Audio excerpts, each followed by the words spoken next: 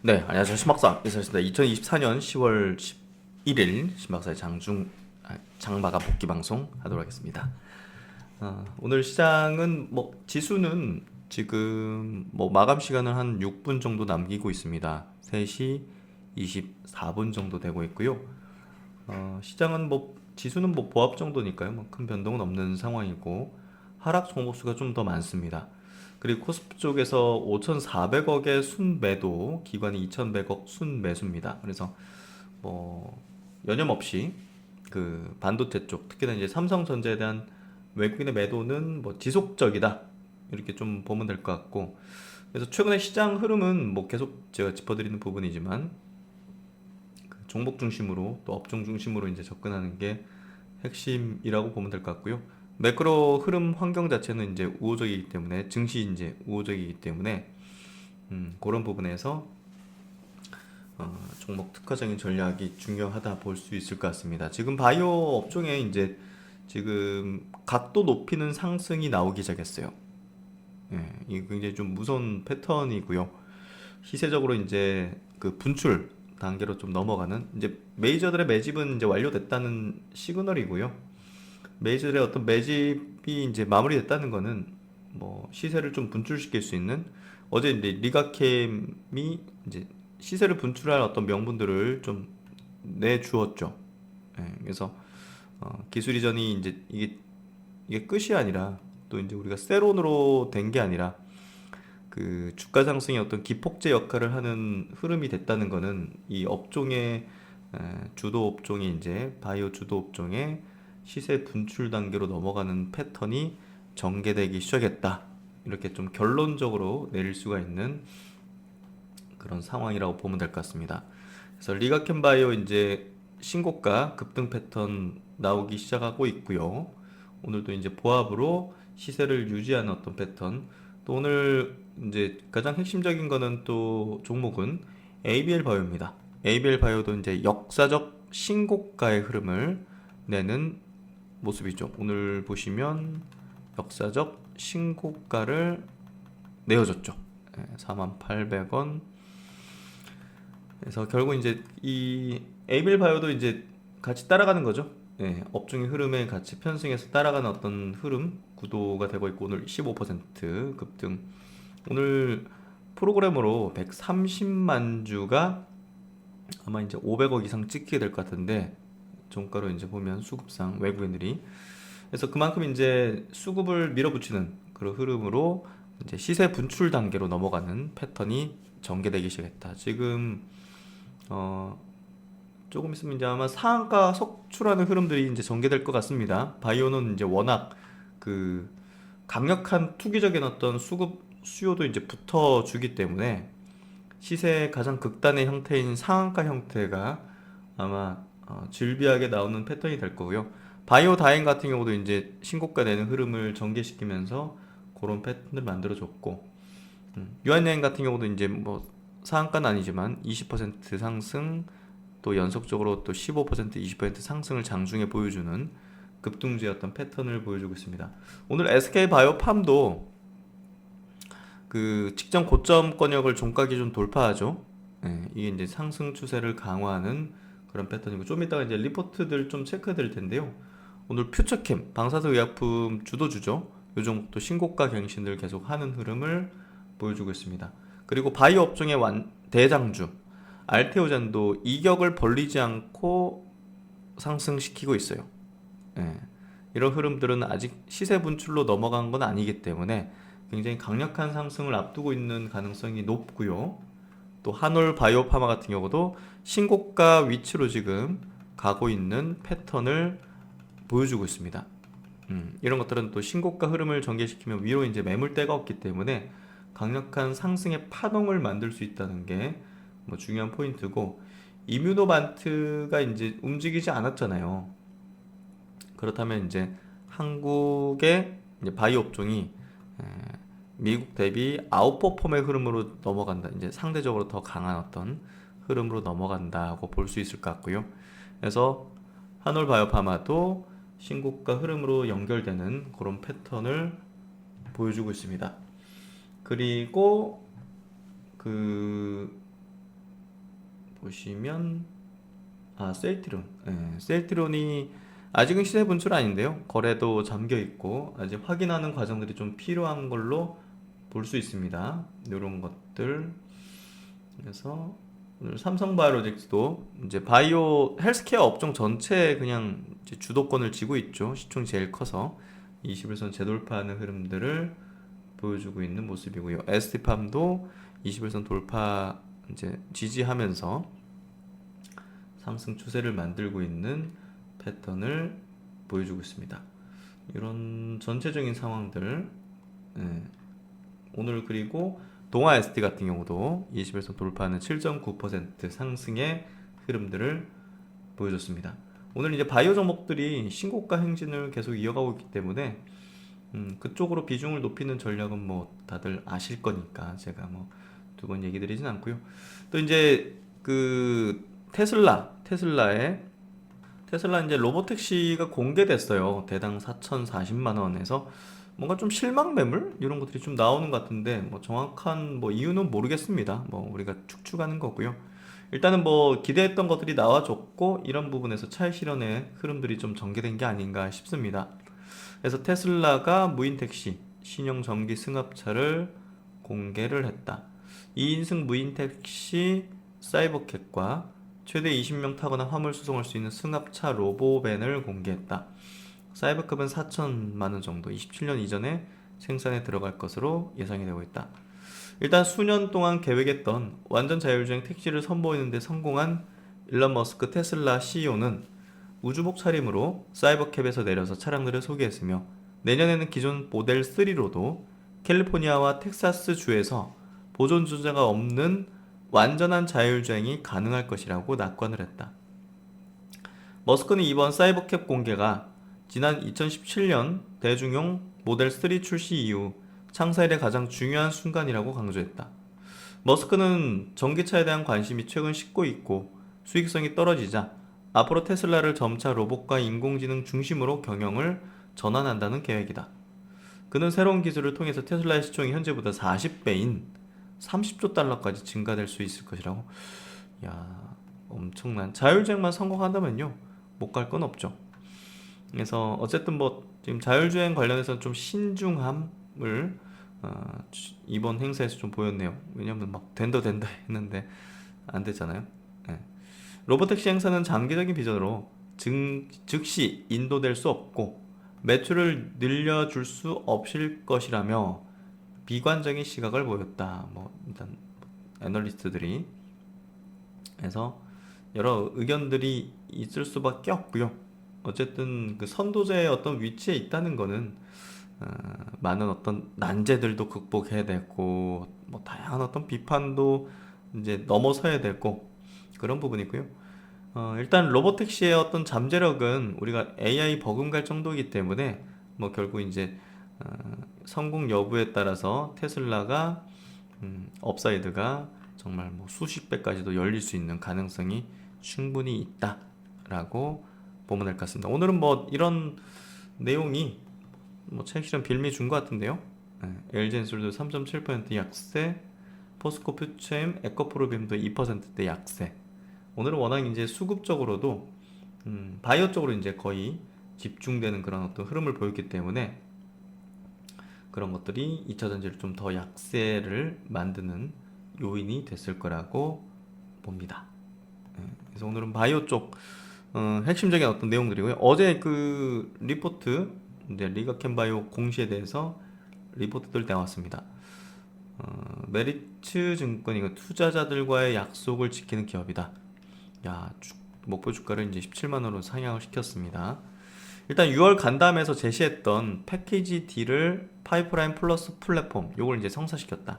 그러니까 6월 간담회 이제 기관 대상 애널리스트 대상 이제 간담회를 했었는데요. 그때 했던 딜에 대해서 성사를 했다는 거죠. 매년 라이선스 계약을 성사시키면서 글로벌 ADC 기업으로 발돋움 중이다. 라이선스 계약 가능성이 높은 파이프라인 여전히 존재한다. 그래서 첫 번째 패키지 딜에 대한 어떤 사례 체결을 이뤘고요. 그만큼 앞으로에 대한 어떤 기대 가치는 더욱 더 커졌다고 보면 될 것 같아요. 그래서 주가도 제가 이제 어제 분석해 드렸듯이 이제 어떤 또 다른 시작이다. 네. 아직 임상 연구에 도입하지 못한 전임상 파이프라인인데도 불구하고 제가 이제 어제 전임상 그리고 핵심 파이프라인도 아닌데 이 정도 규모로 계약금을 공개하지 않았죠. 야, 이거 계약금 상상을 펴게 되잖아요.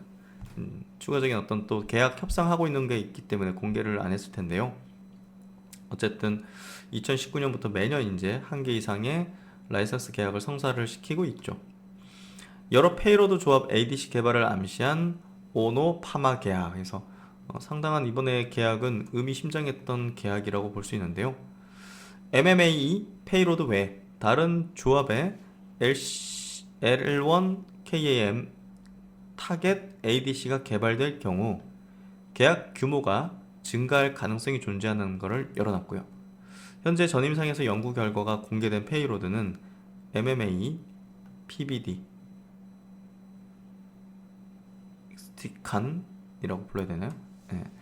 요게 이제 6월 간담회에서 신규 페이로드의 확장 가능성을 암시한 바 있어서 다른 조합의 ADC도 충분히 등장할 수가 있다는 점. 그래서 위로 활짝 열려있는 그런 계약이라고 간단하게 이해를 하시면 됩니다.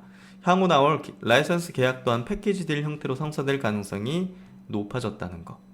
그래서 시젠, 이뮤노젠, 시나픽스 등 경쟁 ADC 플랫폼 기업들이 빅파마에게 인수되면서 글로벌적으로 인정받은 ADC 플랫폼 제공 업체 선택지가 한정적이죠. 이거 다 인수돼 버렸잖아요. 그래서 글로벌 빅팜들은 또 이제 또 중형급의 어떤 제약사들은 리가캠 바이오하고 계약을 할 가능성이 높아지고 있다는 점이 중요 포인트입니다.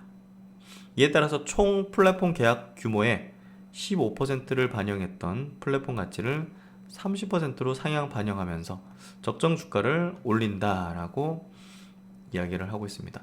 그래서 6월달에 이런 어떤 R&D이 제시했던 패키지들을 실제 성사시키면서 기업이 밝힌 어떤 계획이라든지 이런 부분에 대해서 상당한 신뢰도를 가지고 우리가 이제 이거 짚어봤잖아요. 네, 주주 스터디에서 자세하게 이제 우리가 짚어봤던 이런 내용들이 실제로 이제 계약으로 달성되고 있는 것들을 볼 수가 있습니다. 그래서 이제 라이선스 계약 가능성이 높은 파이프라인은 여전히 존재하기 때문에 추가적인 계약이 나올 가능성이 높다라고 이제 보고 있는 거고요.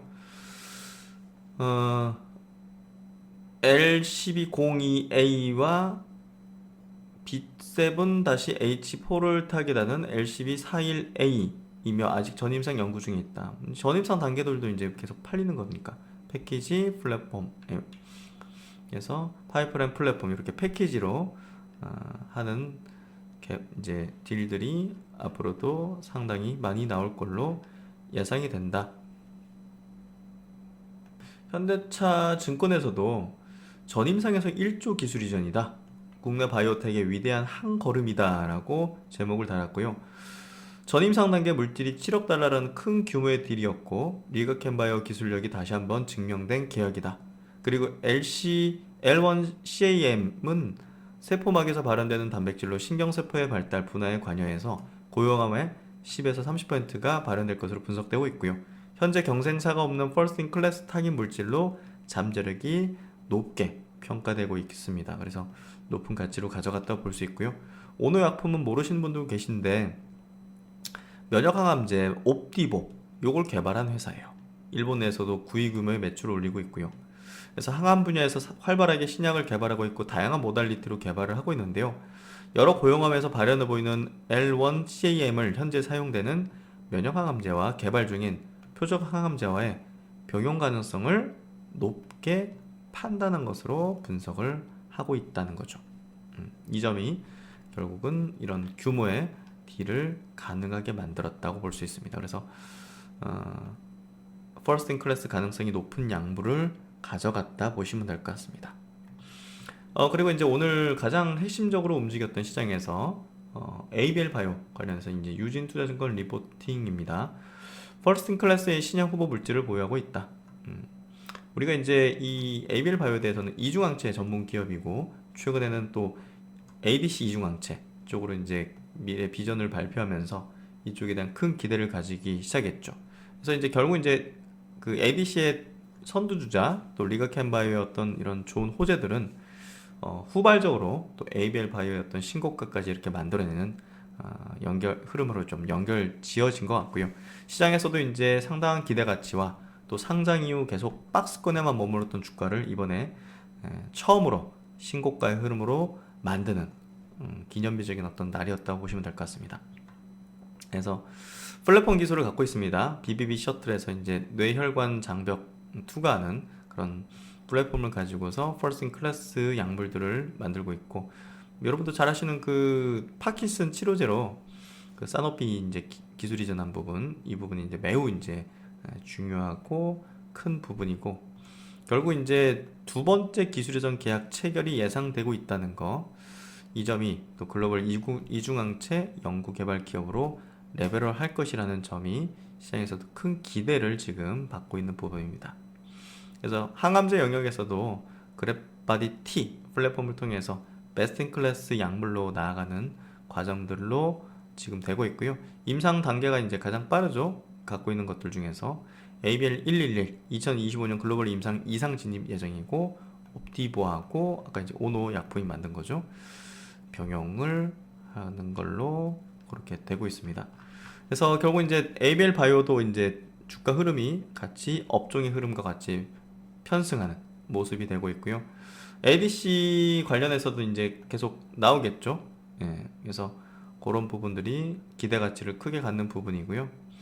리가킹 바이오하고 공동 개발한 ABL 202는 ROR1 ADC, 요거는 중국 시스톤 에론에서 지금 임상 1상 진행 중이고, 어쨌든 이런 내용들도 ADC 관련해 가지고 이 ABL 바이오에 대한 모멘텀으로 크게 작동될 겁니다.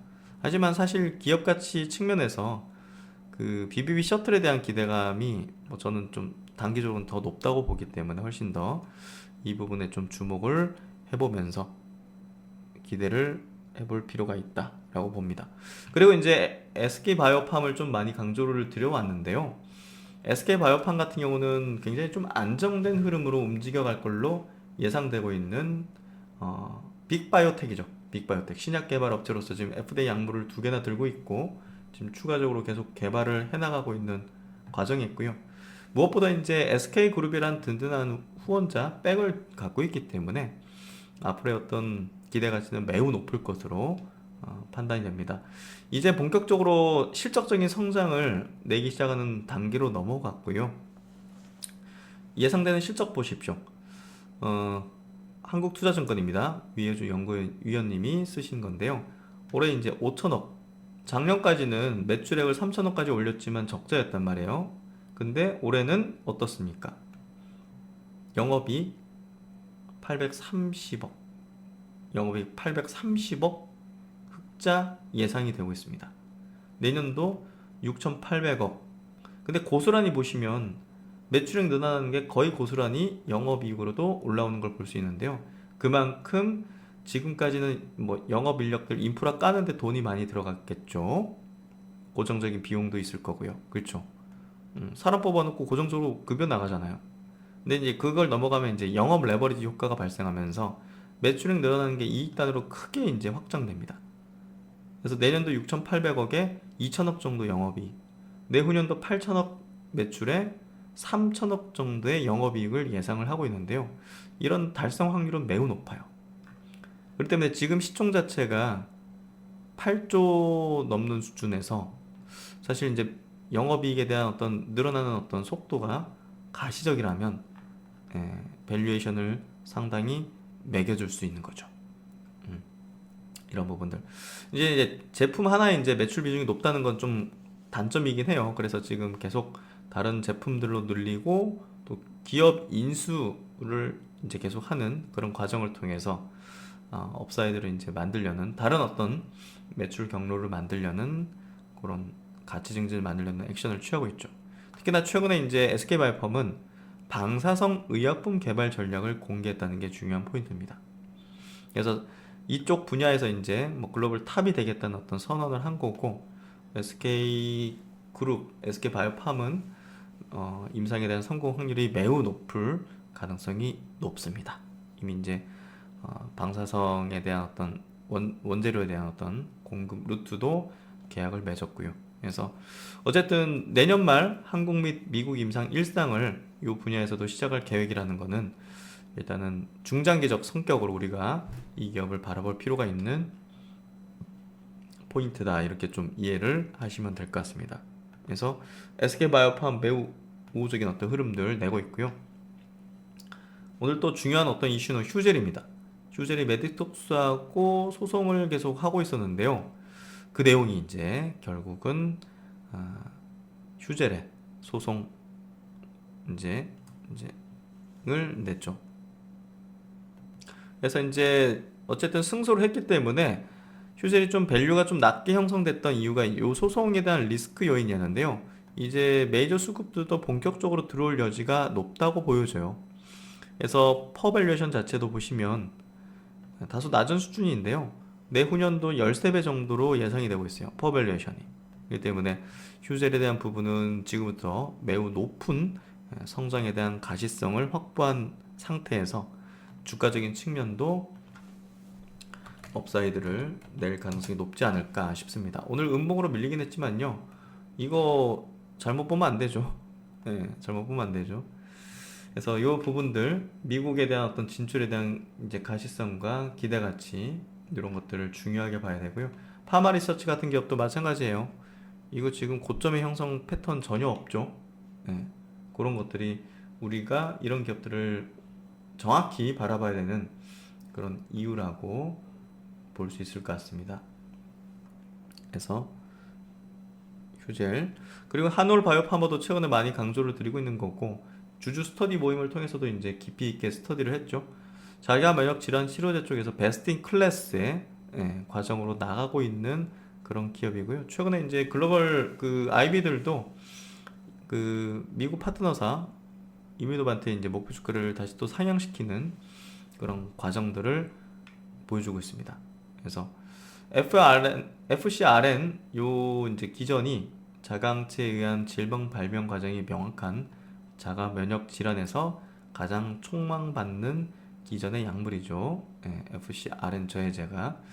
그래서 IMVT1402는 바토클리맙이 가지고 있는 알부민 저하, 이제 이걸로 인해서 콜레스테롤 수치가 증가하는 이런 부작용을 해소한 물질이기 때문에 어쨌든 이걸로 계속 진행해 나가고 또 이제 FDA 승인 신청까지도 아마 가게 될 걸로 지금 예상을 하고 있죠.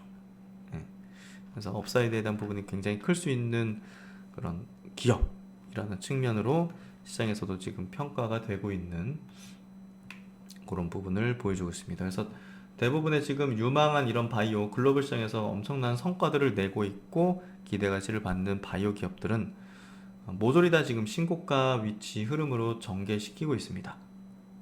이제 바이오 종목들의 시세 분출의 흐름들이 펼쳐지는 그 스타트 라인에 들어왔다고 보여집니다. 이제 스퍼트를 하는 거죠. 이 파티를 잘 누리시면 참 좋겠고요. 하여튼 오늘 제가 이제 그 바이오 관련된 종목들 중심으로 이제 이야기를 드렸고요. 이 내용들 자세히 좀 스터디를 해보시면 많은 도움이 되실 거라고 확신합니다. 그래서 제가 뭐 오랜 기간 바이오를 짚고 있고 분석하고 있고 여러분과 함께 이제 이야기를 하고 있는 것들을 좀 중요하게 보시면 될 것 같고, 오늘 뭐 외국 기관들도 바이오 종목들, 삼성바이오, SK바이오팜, 셀트리온 유한양행, 대웅제약 이런 기업들 순매수했고, 코스닥에서도 다 바이오네요. 알테오젠, 퓨처캠, 삼천장제약, 올릭스도 최근에 흐름이 오늘 24% 급등하면서 달라졌죠. 메디톡스 오히려 올랐어요. 네, 올랐습니다. 지아노베이션도 오늘 4.5% 올랐고요. 오스코텍 2% 상승, 보로노이 이런 것들, 브릿지 바이오 테라포틱스. 그래서 바이오 종목들 중심 시장의 흐름들 주도권 이어지고 있다 보시면 될 것 같습니다. 네, 하여튼 많은 그 시간을 바이오를 이제 짚어드리고 바이오 업종에서 여러분과 함께 이제 동고동락을 좀 해왔잖아요. 그리고 나눔 인사이트를 또 이제 론칭하면서 일단은 지금 바이오 종목들을 또 스터디를 많이 하고 있는 부분이죠. 그래서 이런 깊이 있는 두세 시간의 어떤 학습, 우리가 스터디가 또 이렇게 또 성과로 나오는 부분이 매우 고무적이고요. 예. 이제 그 바이오 업종에서도 셀트리온 하나 남은 것 같아요. 움직임을 본격화하지 못하고 있는 종목 중에서 셀트리온 하나 남아 있는 것 같고요. 셀트리온이 과연 지금 뒷심, 결국 이제 뒷심을 발휘하는 기업들은 또 되게 스피디하게 끌어올려지잖아요. 음, 확인되지 못했던 진펜트의 매출, 과연 3분기에 시장의 기대만큼 또 내년도 1조 가까운 매출을 낼 수 있는 그런 가능성들을 보여줄까요? 그런 분석과 함께 최근에 저조한 이유를 집중 분석하고 또 이제 제약바이오 대장주로 우뚝 서는 모멘텀들 알아보는 시간을 가져보겠습니다. 다음 주 수요일이고요. 저녁 8시에 셀트리온 세 번째 스터디 모임을 가져보도록 하겠습니다. 많은 분들 나눔 인사이트 공간에서 신청을 하시면 될 것 같고 제가 유튜브 커뮤니티에도 이제 공유 드렸으니까요. 그거 보면서 확인해 보시면 좋을 것 같습니다. 예, 여기 이제 유튜브 커뮤니티에도 이렇게 이제 공개를 했으니까 한번 읽어보시면서 많은 분들 주주 스터디 결국 이제 스터디에 한 투자자와 스터디를 하지 않은 투자자는 완전히 성과면에서 또 이제 그 신뢰를 가지고 이제 그 기업을 바라볼 수 있는 관점이 달라지겠죠. 이런 점들 잘 확인해 보시면 좋을 것 같습니다. 네, 한 주 수고 많으셨습니다. 신박사는 또 다음 시간에 좋은 내용으로 뵙도록 하겠습니다. 감사합니다.